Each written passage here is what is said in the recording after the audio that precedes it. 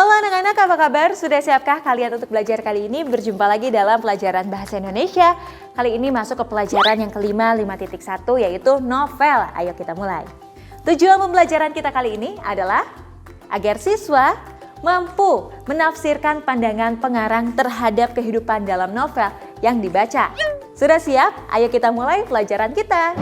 Menafsir pandangan pengarang terhadap kehidupan dalam novel yang dibaca.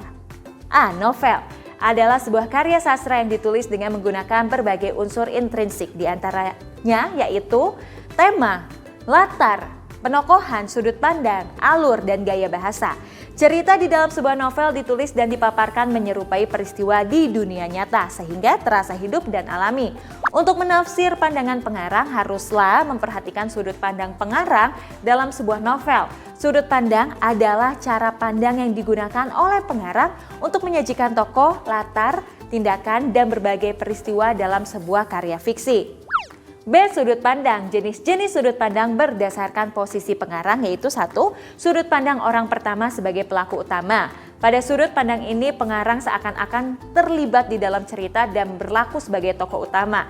Cirinya adalah penggunaan kata ganti aku atau saya. Contoh, panas yang terik, matahari seakan membakar kulit gelapku. Berat rasanya, aku melangkahkan kaki di tepian pantai ini. Lelah aku berpikir, namun tak juga kutemukan jalan keluar. Haruskah aku pergi meninggalkan kota ini?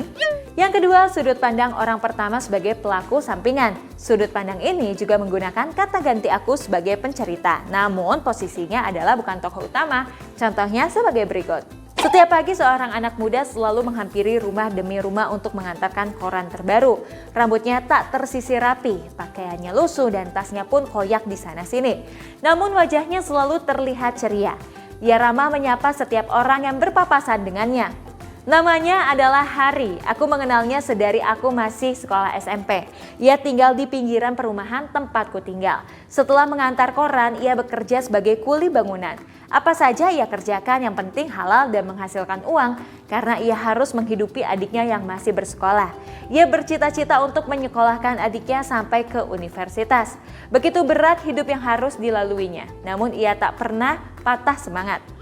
Yang ketiga, sudut pandang orang ketiga serba tahu. Sudut pandang ini menggunakan kata ganti ia, dia, dan nama tokoh dari pelaku cerita. Pengarang menggunakan sudut pandang ini untuk menceritakan pandangan sikap, konsep kehidupan, dan falsafah yang dimiliki tokoh.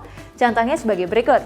Yanti menunggu di depan pintu dengan cemas. Sebentar lagi pukul 7 pagi dan bel sekolah akan berbunyi. Namun Ben tak kunjung kelihatan batang hidungnya. Kemana sih dia? Tanya Yanti pada Fajar. Tak tahulah aku, tak ada kabar dari semalam, jawab Fajar. Yanti masih ingat saat Ben menelponnya tadi malam. Ia mengatakan bahwa ia sudah lelah menjalani hidup ini. Itulah yang membuat Yanti khawatir. Yanti tahu Ben memang bekerja sambil bersekolah karena kondisi keluarganya yang tidak mampu. Yang keempat, sudut pandang orang ketiga sebagai pengamat. Pada sudut pandang ini, pengarang menceritakan keadaan yang dilihat, didengar, dialami, dan dirasakan oleh tokoh utama di dalam sebuah cerita. Sedangkan tokoh lainnya tidak diceritakan selayaknya tokoh utama. Contohnya sebagai berikut. Lagu itu mengingatkan dirinya pada sang kekasih. Alunan melodi dan syair lagu yang begitu pilu terasa perih menusuk relung hatinya yang terluka. Cinta dan kesetiaan yang ia berikan selama ini sudah tak ada artinya lagi. Entah apa yang harus ia lakukan sekarang. Haruskah dia memutuskan hubungan ini atau melupakan saja pengkhianatan yang dilakukan kekasihnya? Akankah sakit ini berakhir? Akankah luka hati ini sembuh? Sampai hari ini tidak ada jawaban pasti yang ia temukan. C. Menafsir pandangan. Menafsir pandangan pengarang berarti mengartikan atau menangkap maksud pengarang tentang segala hal. Yang ditafsirkan bisa dari pesan pengarang, nilai-nilai kehidupan, kehidupan pribadi, dan kehidupan sosial tokoh dalam novel.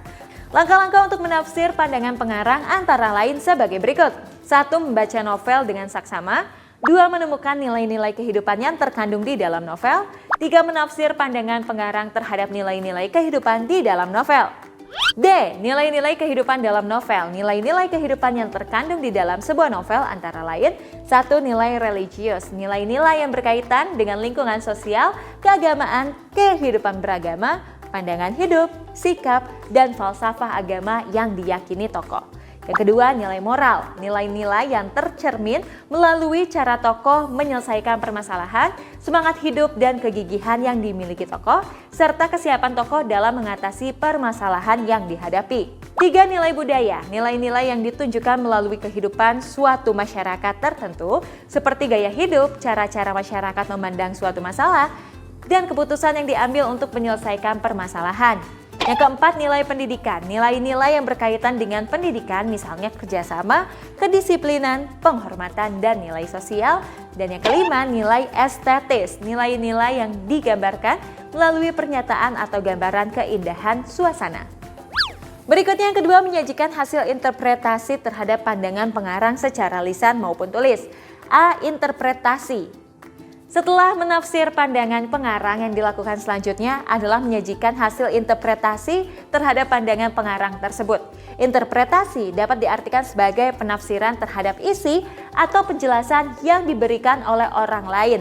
Interpretasi dilakukan dengan mengkaji isi dan tujuan penulisan buku. Selain itu, persepsi atau anggapan pembaca juga dikaji guna mendapatkan hasil interpretasi yang tepat. Beberapa hal yang harus dilakukan oleh penyaji hasil interpretasi yaitu 1. Membaca buku secara cermat, teliti, dan saksama. 2. Membuat catatan tentang hal-hal penting yang ditemukan. 3. Merumuskan hasil kajian dengan bahasa yang baik dan benar. Berikutnya yang keempat, mempresentasikan hasil interpretasi. Yang kelima, meminta tanggapan pendengar. Yang keenam, membuat simpulan hasil diskusi. Saat hasil interpretasi disajikan, biasanya pendengar atau peserta akan mengajukan pertanyaan kepada penyaji. Kriteria pertanyaan yang dapat diajukan yaitu 1. Berkaitan dengan masalah yang disampaikan. 2. Menggunakan kalimat dan kata-kata yang baik dan tepat. 3. Diutarakan secara terbuka dan sopan. 4. Disuarakan dengan nada, tekanan, dan intonasi yang tepat. Yang kelima, disampaikan dengan tidak mengandung makna yang mendikte penyaji. B. Tata cara memberikan tanggapan. Memberikan tanggapan artinya merespons atau memberikan komentar terhadap pendapat, gagasan, dan pesan tentang sesuatu hal yang disampaikan orang lain. Kaitannya dengan materi ini yaitu yang ditanggapi adalah hasil interpretasi atas pandangan pengarang pada sebuah novel. Hal-hal yang harus diperhatikan ketika memberikan tanggapan yaitu 1. Disampaikan dalam susunan uraian yang baik. 2. Tertuju pada titik masalah yang diinginkan. 3. Menggunakan bahasa yang jelas, menarik, dan meyakinkan. 4. Menggunakan kata-kata dan kalimat yang tepat. 5. Disertai dengan bukti-bukti yang berdasarkan fakta. 6. Menyertakan alasan atau argumentasi yang objektif. 7. Disampaikan dengan sikap tenang dan sopan.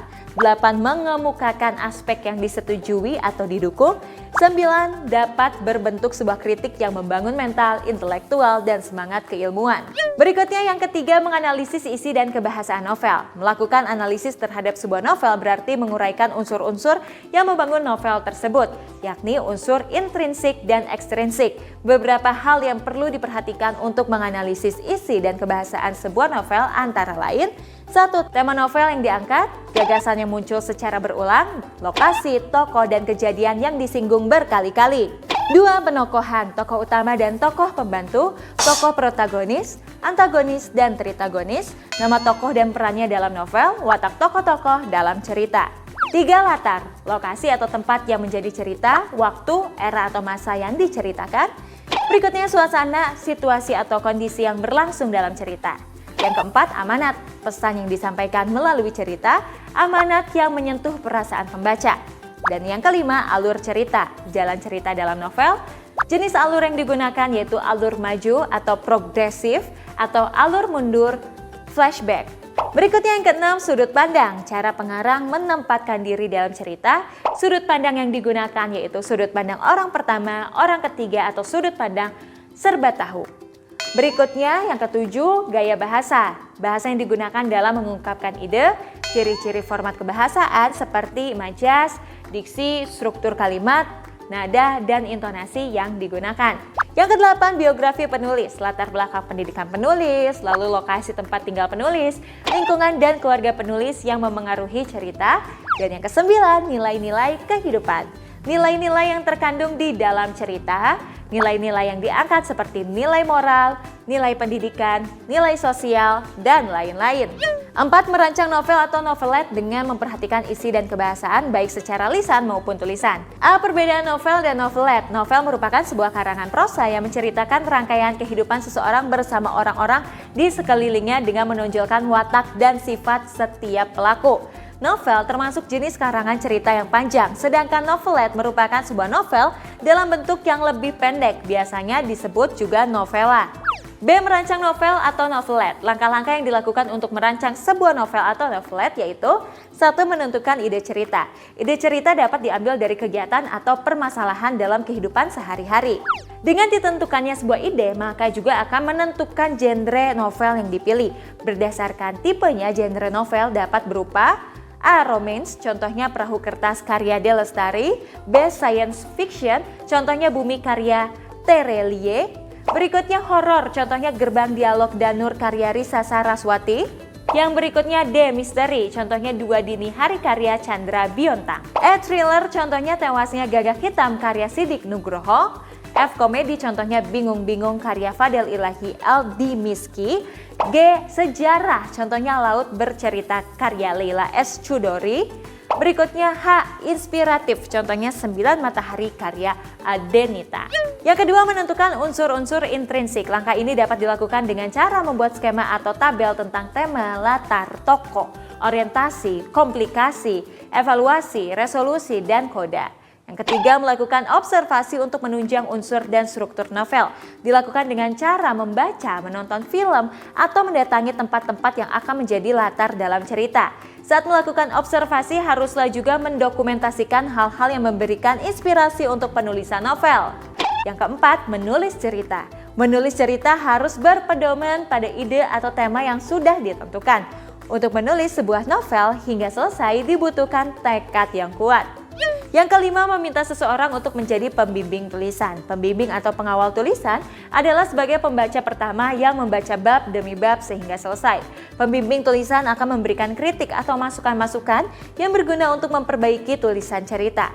Yang keenam, melakukan penyuntingan setelah novel selesai ditulis. Penyuntingan dilakukan hanya setelah menjadi sebuah novel yang utuh, tidak sebelumnya.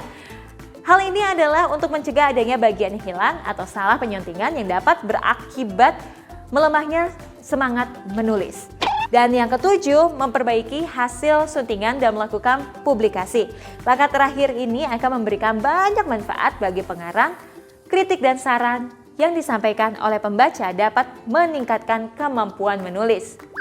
Berikutnya C. Unsur kebahasaan novel. Unsur-unsur kebahasaan dalam sebuah novel yaitu 1. Susunan paragraf.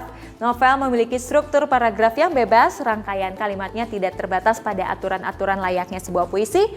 Yang kedua, ragam bahasa idiolek. Setiap novel memiliki ragam bahasa yang berbeda antara yang satu dengan yang lainnya.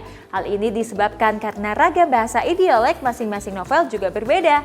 Idiolek merupakan keseluruhan ciri perseorangan dalam berbahasa. Berikutnya yang ketiga, tata kalimat lentur dan padu. Kalimat-kalimat di dalam novel disusun secara fleksibel. Sebuah novel dapat saja menggunakan kalimat tidak langsung secara keseluruhan seperti dalam monolog. Namun bisa juga terdiri dari gabungan kalimat langsung dan tidak langsung. Yang keempat, gaya bahasa. Gaya bahasa yang digunakan untuk novel pun berbeda-beda. Gaya bahasa dalam novel anak tentu berbeda dengan novel dewasa. Selain itu, gaya bahasa novel sejarah juga sudah pasti berbeda dengan novel komedi. Yang kelima, penggunaan kata tidak baku. Pengarang dapat menggunakan kata tidak baku saat menulis sebuah novel seperti penggunaan ragam bahasa lisan atau bahasa percakapan dalam kalimat tidak langsung. Yang keenam, penulisan sesuai pedoman umum ejaan bahasa Indonesia atau PUEBI. Walaupun diperbolehkan menggunakan kata-kata yang tidak baku, penulisan tata kalimat di dalam novel harus sesuai dengan PUEBI. Misalnya, pemakaian tanda baca, tanda petik, kutipan, huruf kapital, huruf miring, dan lain-lain. Yang ketujuh, kosakata konotatif dan denotatif. Novel dapat menggunakan kosakata yang bermakna konotatif maupun denotatif. Kosakata konotatif adalah untuk menggambarkan kiasan terhadap suatu keadaan agar terkesan indah. Sedangkan kosakata denotatif adalah untuk menggambarkan keadaan yang sebenarnya. Anak-anak, itu dia pelajaran kita kali ini yang kelima 5.1 yaitu novel. Sekarang kerjakan latihan yang terdapat dalam buku kegiatan. Semangat terus untuk belajar!